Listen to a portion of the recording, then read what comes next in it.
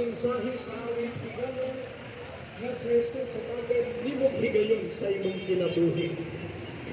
Nagsulti kini mahitungod sa kinabuhi sa tao, dinhi ibabaw sa kalibutan.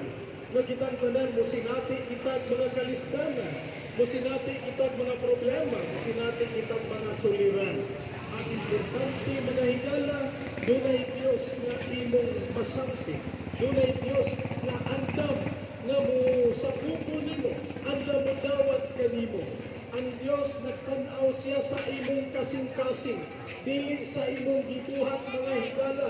Kaya ang Dios dili nimo maulog-ulugan, ang Dios dili nimo masugo mga higala nga Ginoo mao ni akong gusto mao ni buhata.